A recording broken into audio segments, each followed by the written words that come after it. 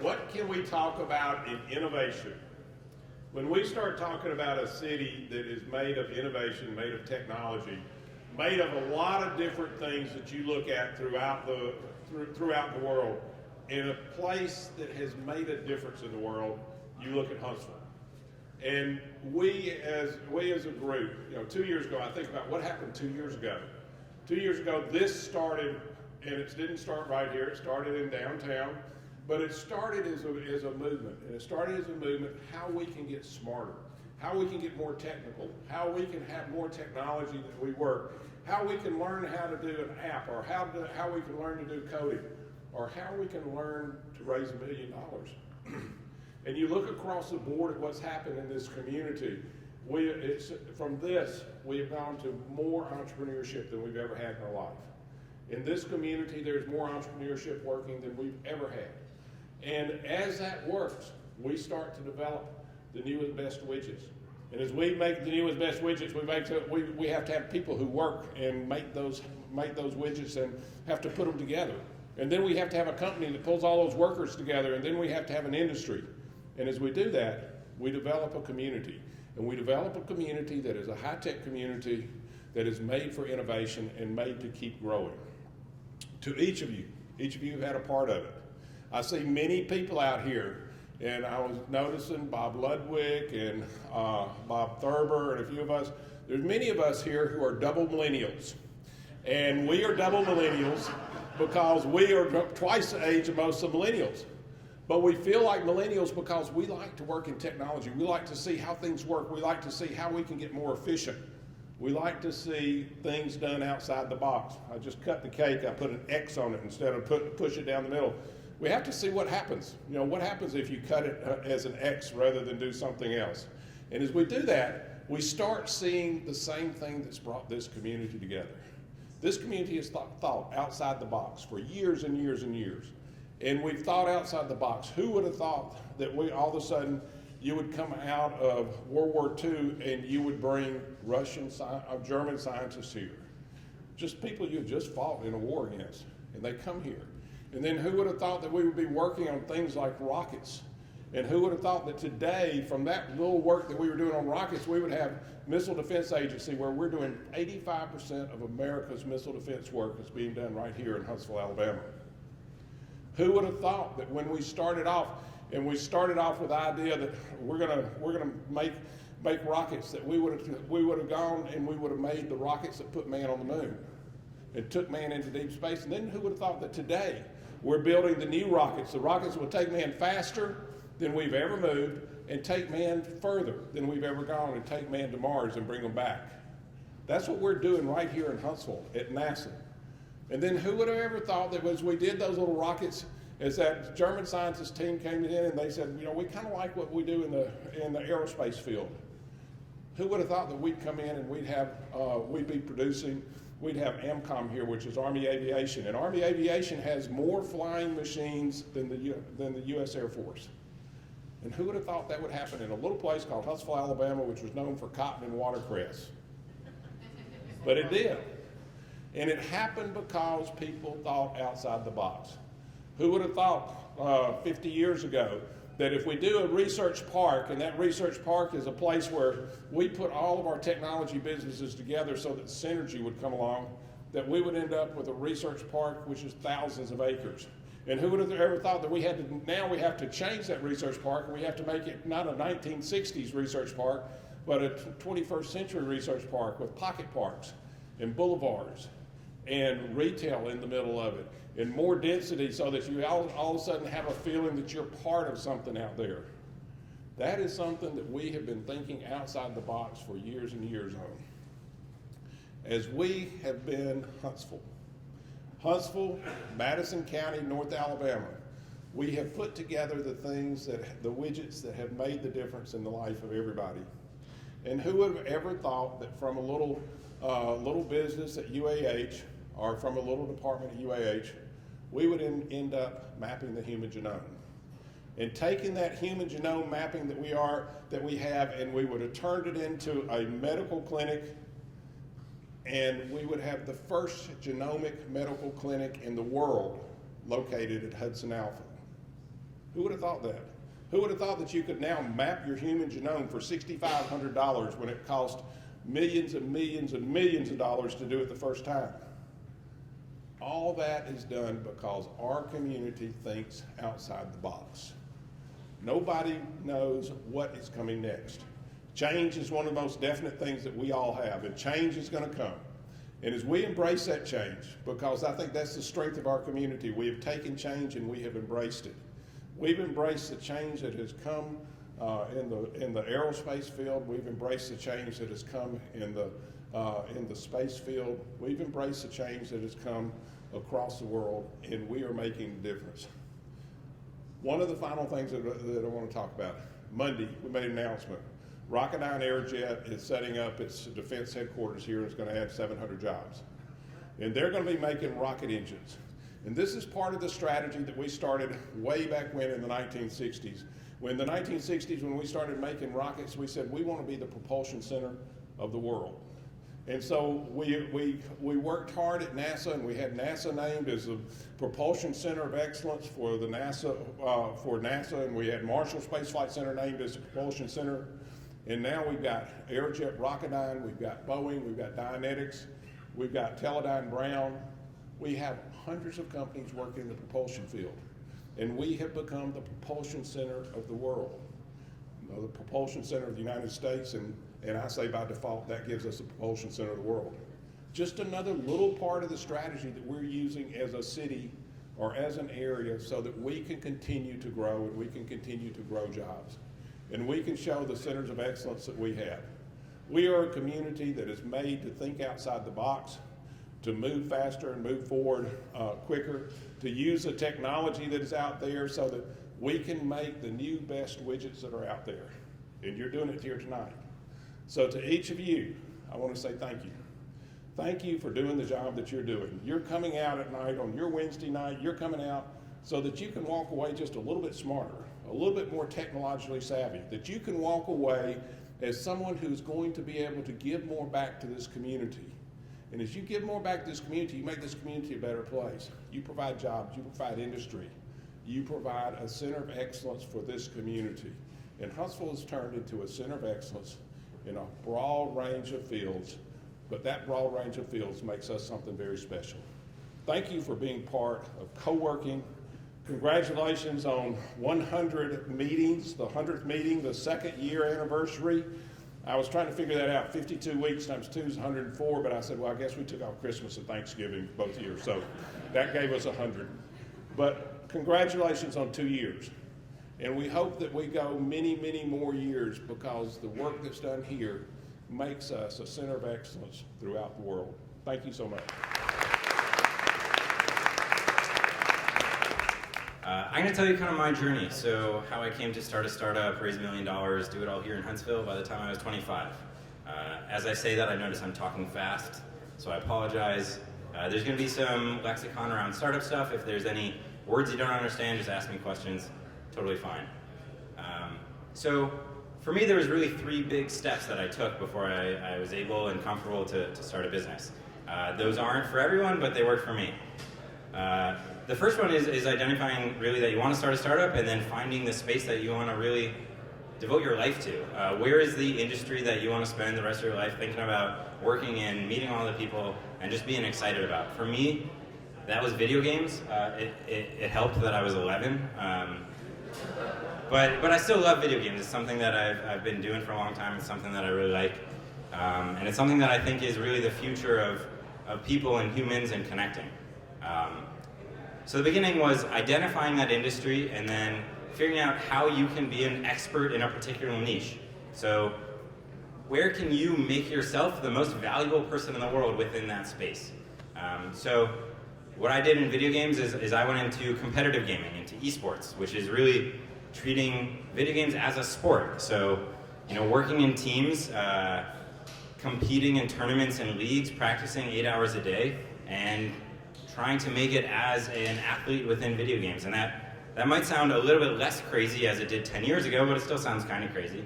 But 10 years ago, that was me. I was competing as that professional. So step 1, identify that industry and then figure out how you can be a super expert within it, how you can be the best person in the world at something. So like I said, that was competitive gaming. So I became a professional gamer. I played a bunch of different games. I was trying to be the best in the world at it. And I grew my strongest skill sets through that, which was not playing the games, not being really mechanically skilled, not having great hand-eye coordination or something. It was figuring out who are the best people in the world and bring them onto my team. Have them want to work with me to accomplish a goal together.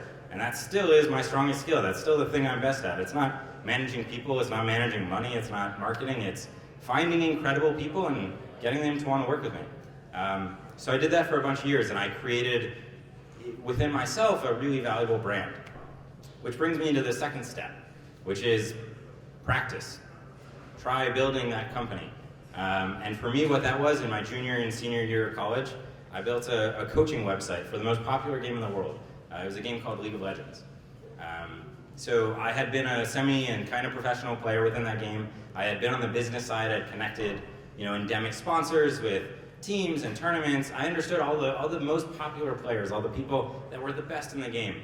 And I brought them into my platform as coaches and found the people that wanted to learn from them in a one-on-one session.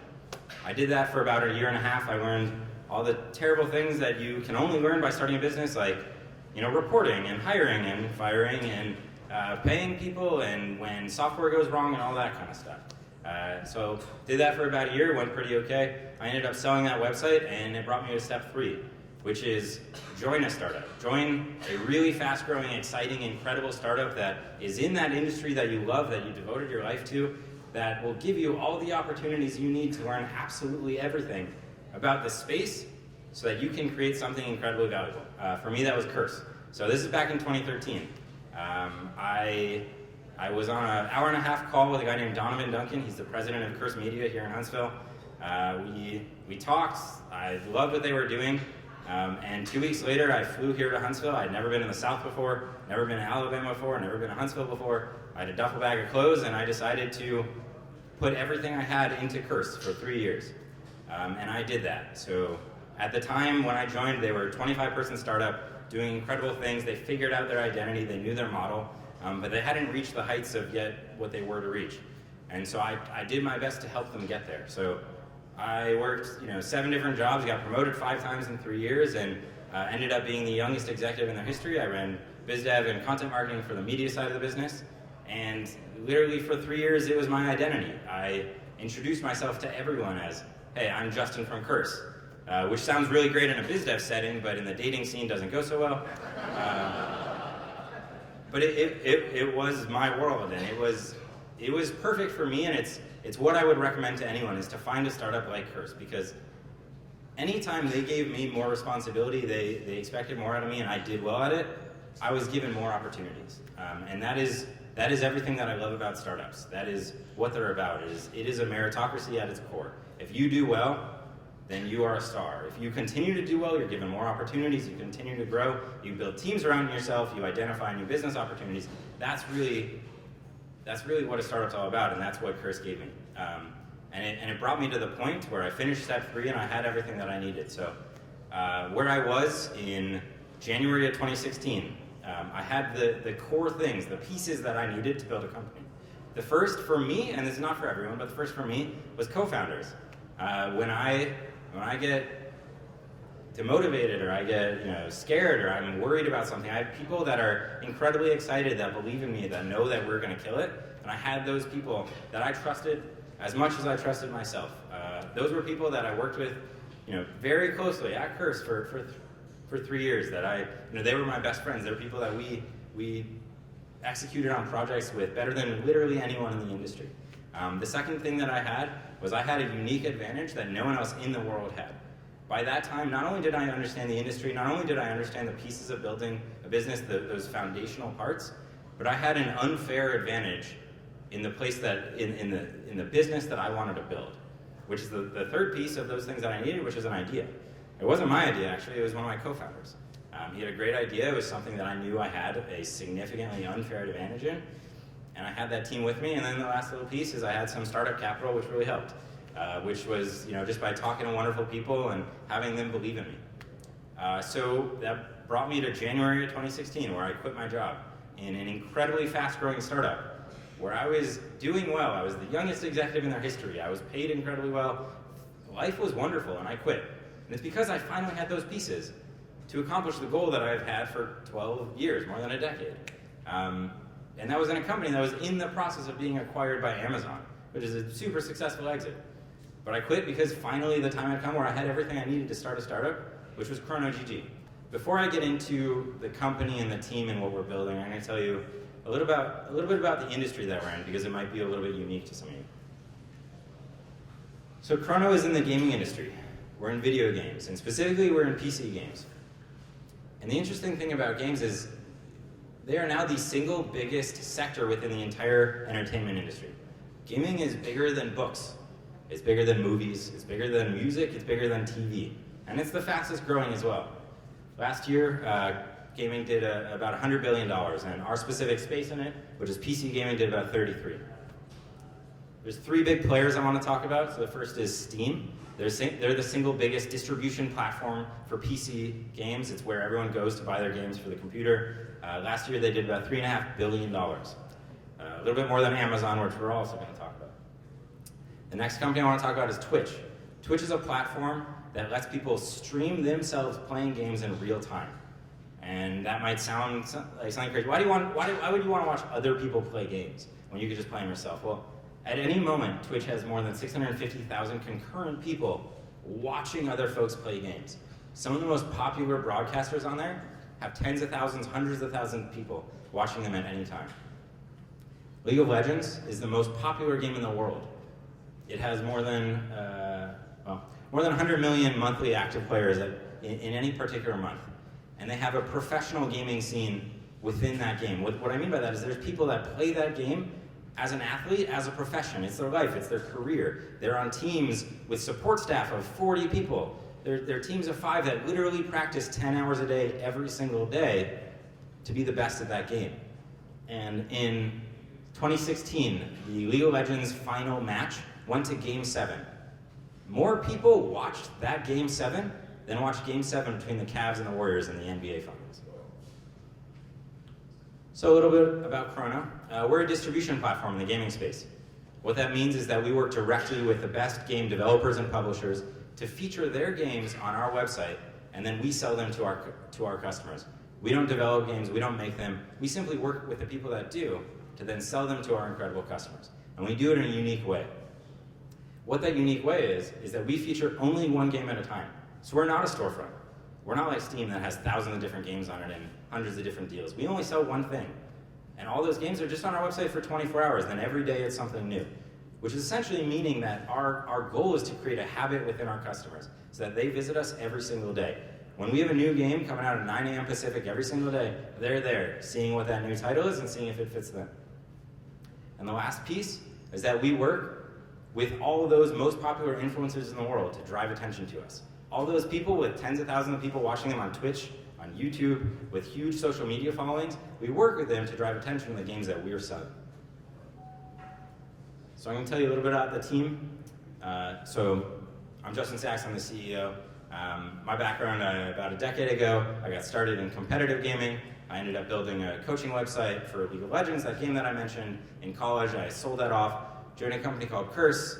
I worked with them for about 3 years, going from about as junior as you could get up to the youngest executive in their history. I ran biz dev and content marketing for them. And back in 2013, I left to start working at Chrono. My 2 co-founders also worked with me at Curse. We have Zach Steltz. He's our product manager. So he helped lead product at Curse. He was one of the people that coordinated the 40 person engineering teams, wireframed and ideated all the new websites, created the features and the platforms for some of the most popular websites on the planet. Adam, my other co-founder, also worked with me at Curse. He was one of the lead design and user experience folks over there. He does the same thing for us as well as head of front-end engineering. So he's in charge of the aesthetic, the user experience, the feel, the touch of our website. This is what he did at Curse. He was the guy that created that experience that had literally millions of people coming back every single day. And he's doing the same thing for us. Lastly, we have Dusty Clark on the core team. He's our principal engineer. He's a full stack software engineer, more than a decade of experience. He shipped B2B products, B2C products, and he knows about every piece of software possible. But for us, he handles backend engineering, DevOps, and then all the other pieces devoted to that. He's the person that's in charge of making sure that the things work, that all of the features that aren't user-facing but are critical to our success, he's in charge of them. Lastly, we have 2 advisors who are very close to the company and very core to what we do. First is Michael Warhoz. He's the Senior Vice President and Head of Strategy and Corporate Development over at Take-Two Interactive. Take-Two is one of the big AAA publishers in gaming. They're worth about $4 billion or so. He's one of the most connected people in the space. He has a mind for the numbers of the industry that's unparalleled, something that I've never seen. He's been a very dear mentor to me for about 3 years. Secondly, we have Davin Riley. He's the equivalent to Michael, but on the influencer side of things. He used to head up BizDev at Machinima, which is one of the leading influencer platforms that helps to monetize influencer content. He then moved on to do a bunch of different things, including leading strategic partnerships at Loot Crate, which was announced the fastest growing company in the nation by Inc. last year. And he basically knows all the people that it's worth knowing within the influencer space. Last thing before I move on, the company Curse that I mentioned, they ended up getting acquired by Amazon in August of 2016. So it was really wonderful being part of that experience, from joining a startup at its, at the early stages when it had 25 people, but it understood its business model, all the way through a very successful exit, and now it has more than 100 employees, incredible revenues, and it's building really wonderful things. So Chrono.gg is launched, so I have some numbers to share. We launched back in March of 2016, and since then we've had more than 1 million unique users. We've had more than 372 developer partners, more than 150 influencer partners. More than 85% of our users are returning every single day. A bunch of other stuff. For example, some standout days that I want to mention. We sold a game called Warhammer Vermintide, where we did more than $60,000 in revenue in a single day. That's pretty cool, but the really exciting and validating part of that is that was our 3rd day in business. That was the 3rd day we had ever been. The game that we sold, and again, we only sell one game and it's only on there for 1 day, did more than $60,000. Super validating, because I just left a job where I was doing really well, on track to be incredibly successful. It was in the process of being acquired by Amazon. I left it all to start this thing, and it actually worked, so that was nice.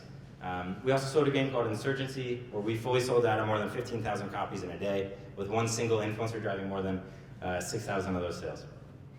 We had more than $800,000 in revenue in the first year, and something I'm very proud of, our burn, meaning the money that we spend every single month, has been the same. Since we started to now, we've spent right around the same amount of money, not increasing for random marketing, not doing anything weird. It's always stayed right around $30,000 to $35,000. So one big question is, if you heard about the business model, it's not that proprietary. We don't have any unique software. We don't have any hardware that someone else couldn't build. So why wouldn't someone else do this? What is our unique advantage that no one else has? And there's a couple of things. So one is the team. I literally have people on the team that have built the most popular websites and platforms in the industry. I have people that have understood what are the future-facing products that developers want, that customers want, that gamers want. What are these people looking for? Those people are on my team that actually understand that and know how to build those products. They understand not just the user experience and the design and the product, but also how do you actually build a website that can stand up to hundreds of thousands of gamers coming at it within 5 minutes? Because that's important when we have one game on our platform and it changes over at the same time every day. Most of our traffic comes in right at 9 a.m. Pacific. In addition to that, we have a unique network that is unmatched. I have worked with all of the AA and AAA publishers within the space. It was my role at Curse to work directly with those publishers. As they come out with a new game, they come to Curse, because Curse is the #1 media company, and they say, I have a new game coming out. I have $200,000, $500,000, $700,000 in marketing budget for this game. What can you do to drive the most amount of attention possible to it? And we would get 20 of those requests for proposals every single month. And it was my role to come up with those marketing campaigns and then actually execute them, and continue to do well enough that those clients came back to us again and again and again. And lastly, I have a network within influencers that is also unmatched. So on the AA and publisher side, those contacts are business executives. There's people that they get in at 9 every day. They work really hard. They understand what to do. They know how to look at a contract. These are well-established business people. My other network is influencers, which aren't quite those people. A gaming influencer is usually a early 20s gamer that all they do literally is play games every single day, and then they create content around it. They end up making hundreds of thousands of dollars a month, but all they do is make games, and what that means, or play games, and what that means is sometimes they don't wake up in time when you have an activation, or sometimes when you text them 40 times, they get back to you and say, hey bro, I partied last night and my phone fell in the pool. And more than that, those influencers, these incredibly valuable personalities, a lot of the time they don't have agents like they might in sports or in TV or movies. They don't have managers that can actually make sure that they get stuff delivered, and sometimes they don't even have a business email. So even if you identify that they're the most valuable way to market a game, you cannot work with them unless you very critically understand how to leverage their brand, how to identify who their audience is, and then actually how to reach them. I've been friends with them for a decade. I've been those people. I've worked with them for a long time, and I know who to talk to and how to get them on board.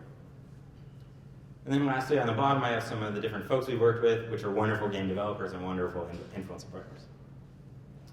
So I'm going to walk you through a case study, so basically how the business model works and how it's going to scale over time. So up until this point, which has been about a year, all we've sold are indie games. And there's a little bit more than that, but 3 large tiers of games, of gaming products. The first is indie games. These are made by a couple of folks. They have no marketing budget, and a really, really successful indie game might sell 100,000 copies in its lifetime. So we'd work with them. We might activate one great influencer, so we'll take Total Biscuit in this case. And maybe if we do very well, we'll do $60,000 in gross revenue in a day. Where that money goes to, about $35,000 goes back to the developer, $7,500 goes to the influencer, and then Chrono nets about $16,500. And again, this is in one day, and this is, every day is a different game, but they all just go on for one day. So something important to mention there, Total Biscuit, who made that video that ended up driving, a significant amount of revenue where he brought back to him $7,500, he was gonna make that content anyways. Warhammer Vermintide was one of his top 10 games of 2015. It's a game that he loves, a game that he's made videos for. It's a game that he's going to make content out again in the future. And yet when he did with us, he made 25 times more revenue by working with us than he would have normally through YouTube ad revenue or donations from his audience. So by doing the exact same thing that he wants to do anyways, that he's already planning to do, he makes a lot more money and lets his audience know about an incredible deal that happens to only last that day. So the concept of what we're going to do now is scale up to AA and AAA games. So a AA game is made by 10 to 50 developers. It has maybe $50,000 to $500,000 in marketing budget, and a really, really successful one might sell 500,000 to 2 million copies. So we'd take a AA game, we'd work with 5+ influencers, and we'd expect to gross about $250K in a single day period. What that breaks down to is about $150K to the developer, $31K to the influencers, and then Chrono would net about $70K. And again, this is in a 24-hour period. So the plan is we're going to start working with them in early 2017 and continue to establish those relationships and build them up over time. Eventually, by late 2017, early 2018, we're going to start working with AAA. AAA are the big names that you've heard of: Call of Duty, FIFA, Madden, Battlefield, Metal Gear Solid, Grand Theft Auto, all the brand names where you see commercials on TV. So we'd work with those AAA publishers, we'd identify the game that we want to feature, what date we want to feature it, and we'd put it on one day for sale. The same exact business model. Except in this case, we'd work with 10+ influencers, and we'd expect to gross about a 7-figure day, $1 million+. And then that would net to Chrono about $275,000. So this next slide is all about projections, so what we're planning to do over the next, I think this is 10 quarters or so. These are all tiny little numbers. I'm not expecting anyone to read them. The thing that I want to mention here is that these are not scaling up some really great month over time. This is not taking one particular day and hoping that does the same in the future. This is literally what are the deals we plan to close in these particular quarters, and what are the numbers that they represent.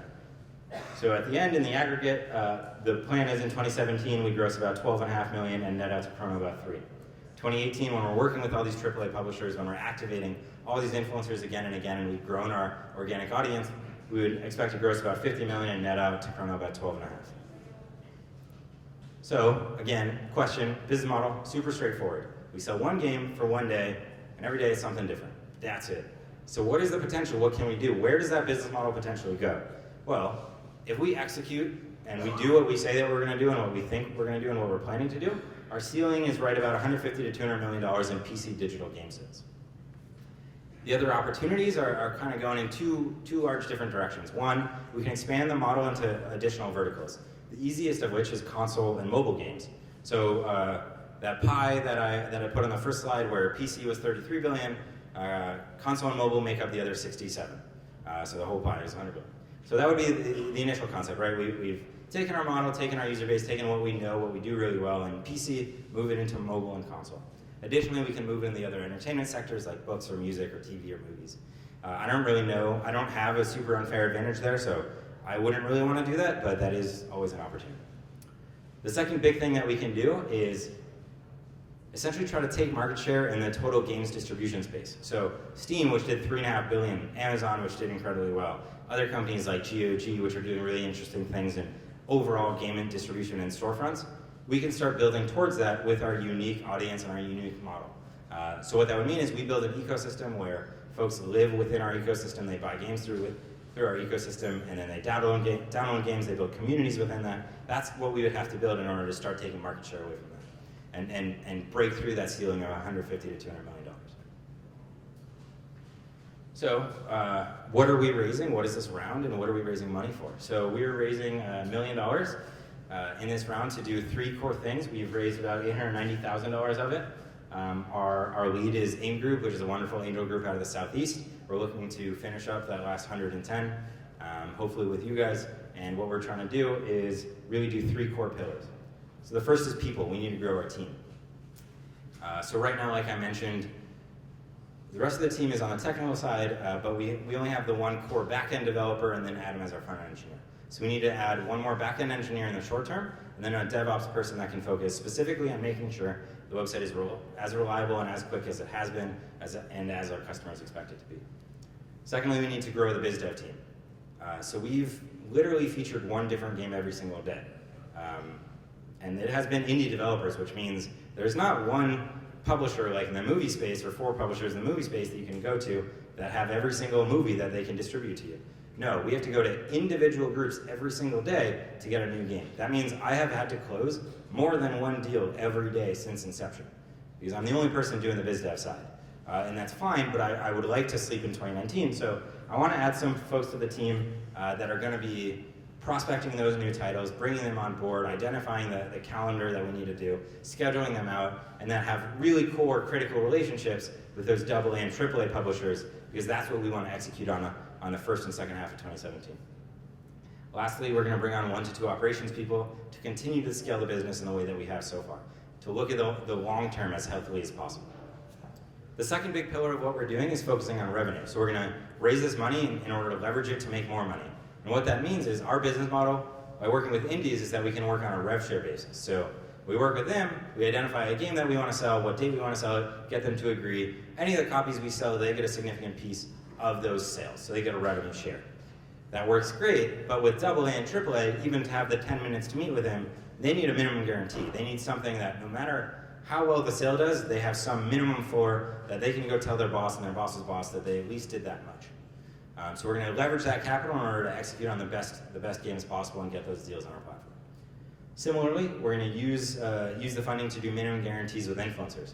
So we have more than 150 influencers within our platform, also all on a revenue share basis. So they get a cut of any of the sales that they generate, which is wonderful, which is great. We want to continue that. But in order to continue to secure the best of the best, bring on folks like PewDiePie, who's the #1 YouTuber in the world, or Lyric, who's the #1 broadcaster on Twitch. We need to offer minimum guarantees to get them guaranteed sponsorship so that they, no matter what, they're making some piece of content for us. So we offer them, $8,000 per content or $2,000 a month or whatever it is, and they guarantee they're going to feature some specific game in some specific month. From that guarantee, I can then take it back to the developer and get an even better deal and more secure deal. And then lastly, we're going to grow our user base. We're going to build our awareness, get more people looking at us, understanding who we are, and visiting us every single day. The last 2 things I want to mention is we have no plan to increase the net burn, which is not really a real word, but basically what that means is that we're not going to be throwing money at marketing. We're only going to be doing stuff that directly relates to increasing our ROI. We plan to hit profitability within the next few months, be cash flow positive permanently, and never have to raise money again, which is the last piece. It's unlikely that there's going to be any future dilution. I'm going to talk a lot about why it'll probably suck to raise money and why you might not be the right person to do it, or you might not be in the right place to do it. And that second middle piece is actually really important. You have to be the right person. So raising money is a lot of networking, a lot of finding the right people and getting them to really like you. You have to be super comfortable talking to people. You have to be incredibly comfortable entering any conversation and leaving it with that person excited and wanting to believe in you and thinking all these great things about you. You have to be really great at just naturally growing all these relationships and building all these networks, because that is the best way to do it. The other way is you invent something that no one else can invent, or you create something really proprietary, which is harder. So it's possible if you're not that person, if you're not someone that just naturally has a lot of relationships or knows how to find investors or who are the people to talk to about potentially putting money in or how to get in contact with that person, you might not be the right person to go and raise money. That isn't to say your company is bad. It just says maybe you should find that person that can help you as a co-founder, as a partner, as a business development manager, whatever it might be. And that's really core. And identifying when not to raise money is critically important because raising money is incredibly time consuming. And I've said that, I'm sure all of you have heard that it takes a lot of time. But all those people that are telling you that, multiply that by 20, because it takes a significant amount of time, takes a significant amount of attention, and it's really tough. So anyways, when not to raise money is when your companies aren't ready. So also, assuming you're not ready, your company might not be ready. So you might have a good idea. You may even have built a prototype or an MVP, which is a minimum viable product, and maybe even have some users or even some revenue, and you're probably still not ready. You're only really ready is when you have something so exciting that investors want to invest their money in you rather than anything else. Literally, if they could put their money in absolutely any company, they would choose yours. That means your company is the most exciting opportunity those people have in front of them. And being at that point is really challenging. So most of the time you're just not ready. Because if you're at that point, your company's doing so well that maybe you're really profitable and you just don't need money. So the time when you're the right person, you got the right product, you got incredible revenue, you're looking great, your company's exciting, and you're actually going out to raise money, it should be something that seems natural, right? You know who to talk to, you know how to find them, and you know what to tell them to get those investors excited. Now, that's really generalizing a lot of things that aren't exactly true. For example, a lot of the way people build businesses, I think Trey mentioned it, or maybe didn't quite go into detail, is friends and family. So there's angels, there's angel groups, there's VCs, there's micro VCs, there's private equity, there's all that stuff. But the very first initial piece of that funnel is friends and family, meaning you have a cool idea, you have this business, you have this passion, it's something that you want to build, and the people that most believe in you in the world, which they have to be your investors have to be those folks that believe in you as much as you believe in yourself. Most of the time, that's your family and your friends. So your parents, your rich cousin, your buddy that you were in a fraternity with who now is worth $20 million. Those are the people usually that are the first investors in any company. What? Ex-girlfriend's brother. Yeah, ex-girlfriend's brother that works with an angel group. You guys dated, right? Yeah. But yeah, so I want to be really negative because raising money is really hard. It takes a lot of time, and it can kill your business. Meaning, if you spend 4 months focusing your number 1 through 5 priorities on raising money, that means you're not growing your business, and it might die in the meantime. So only do it if you are the perfect person, your business looks incredible, and you know who to talk to and how to reach them. So that's super negative, sorry. But I can tell you kind of how I did it. So I'm not that great, and I don't know that many people, and my business wasn't that super wonderful. So the other last piece that's really helpful is luck, which is involved in any business. So I also had some luck, which is just naturally meeting some people and turning those relationships into really great value. So I'm going to go through real quick so we raised 2 rounds. We did kind of a pre-seed, and then we're calling it a Series A, but it's kind of a seed round as well. So we did those 2 about a year and change apart. I'm going to go through how those developed and then answer a lot of questions.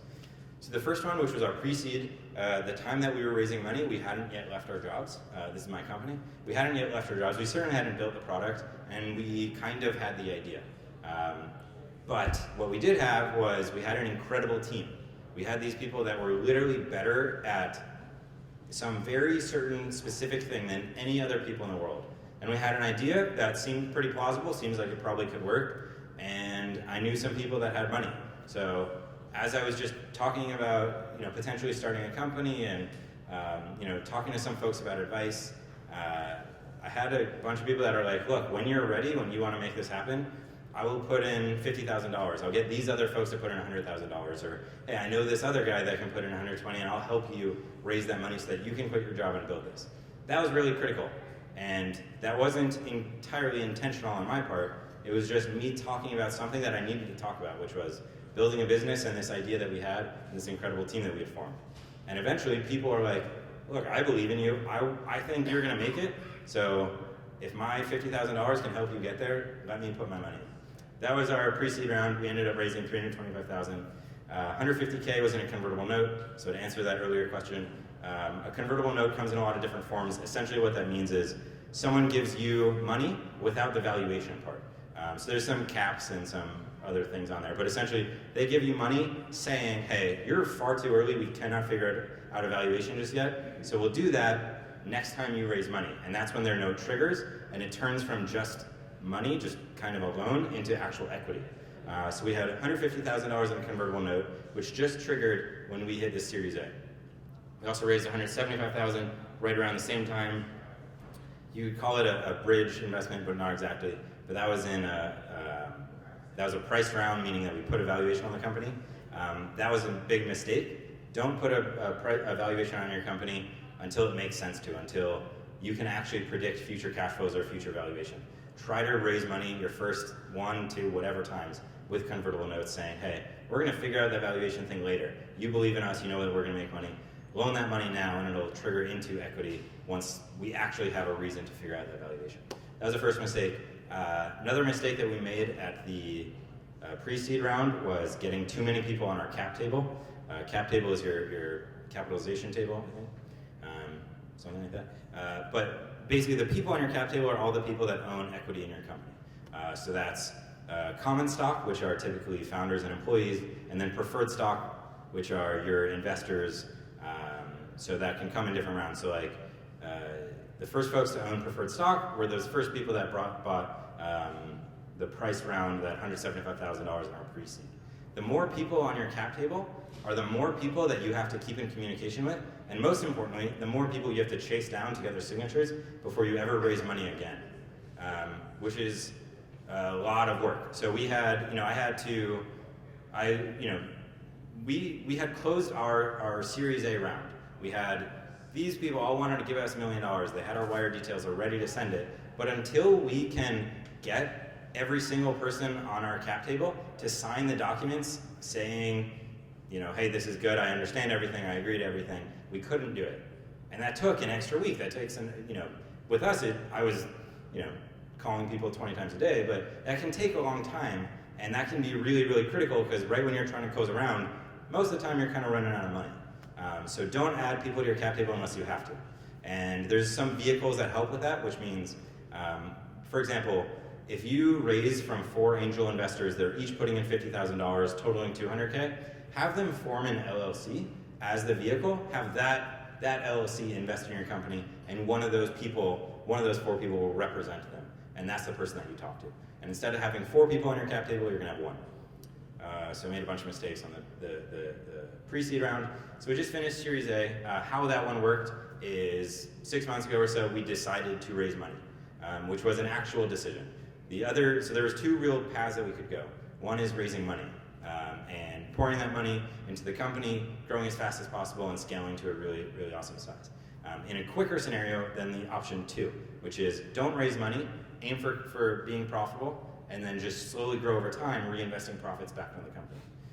We decided not to go that route because we knew with our business model, with our network, with what we wanted to do with the business, raising money would get us to where we wanted to be significantly faster. And so we chose to raise money. After that, I reached out to my network and relied on some folks that have worked with a lot of venture capitalists, and that's what they do in their day job, or their investors, or whatever, to help introduce me to a lot of VCs, and then just mentor me in the whole process. So What that meant is, I created a spreadsheet that logged every single conversation I had with a potential investor and where I was within that potential, with that lead. So, introduction, first conversation, follow-ups, were they interested, did they send a term sheet? I had all those details in a spreadsheet so that I could track them, figure out where I am in that timeline, and continue to talk to the right people. So had someone helping me, and then had everyone on a network, I asked them all for help. I said, hey, I'm raising money now. You talk to gaming VCs, can you introduce me? I said those literal words and got a lot of introductions. So that's a critical part, right? I knew people that knew some of the most powerful and successful venture capitalists in the country. And they set me up with a lot of introductions. So for example, my first big in-person round is I went to New York. I was there for about a week, and I had 12 meetings with different VCs, so a couple every day. Which is, it was in the peak of summer and really hot, and I had a backpack with a laptop on, and I was sweating because you had to take the subway to go everywhere. Not a wonderful experience. Just traveling and walking into a VC with a $700 million fund, sweating everywhere. But I had incredible conversations because I was meeting about as awesome as you can get in the VC world. People that had, they had built these funds with $200 million, $500 million, $700 million to commit that capital to the best companies in the world, meaning the people, those investors, they have to have an eye for really great businesses, but they also just have to understand how they can add the most value to those businesses. So every one of those conversations was incredibly valuable. They asked great questions. They said, hey, this might be something that you should be scared about in the future. They gave me great advice. But at the end of the day, 0 of them invested. Not just in New York, but every single VC I ever talked to. None of them invested. And there's a couple key reasons. We were raising $1 million. That might sound like a lot. It's really, really not. Even in the Southeast, it's not a significant amount of capital for a Series A. Most seed rounds in San Francisco or on the West Coast are 3 to 5 million, and then Series A is significantly more. So we're raising a low amount of capital, and at the end of the day, our business, the potential of what we could grow to, wasn't enough to get these VCs excited. So a specific example, talked to a really wonderful VC in New York. They make 10 investments a year, and they have a $650 million fund. So they have to deploy that capital in the best ways possible. They're willing to, they would put only $5 million in a company, but they have to believe there's a strong potential chance that that company eventually gets to be worth $1 billion. Our business just doesn't really work like that. Like I mentioned, our ceiling is going to be at about 150 to 200 million a year, and the multiplier on what our valuation is because of our business is going to be a little bit, not billions of dollars. So their answer was, Justin, I really like you. I love your product. I love your team. I think this is a great idea, and I actually believe that you're going to execute as well as you are. Even though I know I'm going to turn that $1 million into $40 million in a few years, I still can't make this bet. Because it's not worth me spending the time and the bandwidth and the thought process to invest in you instead of a company that might potentially be worth billions. Which meant I wasted 3 months talking to VCs. They were not the right people to talk to. They were really valuable. I had great connections and got a lot of wonderful advice, and there will be people that I'll be working with in the future, but I should not have been talking to them. Instead, I got an introduction to someone that works with an angel group. So Trey talked about angels. Angel groups are groups of angels, but they have some organization at the top that basically brings cool businesses to all the angels, lets them invest in them, and then the angel group is that one single vehicle representing that investment. So for example, if 30 angels working through an angel group invest in your company, you're still only going to work with one entity. So I met a representative that worked with an angel group. We had a good conversation. They put me in touch with the folks that run the angel group. I did 2, I think 45-minute calls with them. Week later they said, yeah, we think you're really good. We're going to talk about it for another week and see if you're the one company we decide to move forward with, because they choose one company each month. A week later they said, yeah, it's you. Here's a term sheet. Let's do that. So that was 2.5, 3 weeks from start to finish, from meeting someone to getting a term sheet. Meanwhile, I had met 25 VCs, had incredible conversations over 3 months, and all I had to show for it was advice, which is great, but no actual term sheets or money or anything. So big mistake, huge mistake, spent a significant amount of time and attention and priorities not identifying the right investors to go to. Even though I had wonderful people helping me connect with them, I shouldn't have been talking to them. It wasn't the right time. Our business wasn't in the right place. So that was a big lesson. So significantly, that's basically, at the end of the day, that's really what I learned is understand all the different classes of venture funding and who you should be talking to. Is it friends and family? Is it individual angels? Is it an angel group? Is it a VC or a micro VC? Or is it private equity? I made the wrong choice, and that hurt me and it hurt the business. Those are the huge lessons that I learned, but bringing it all the way back, it's often not the right choice to raise money, and sometimes you're not the right person, and many times your business is not the right business.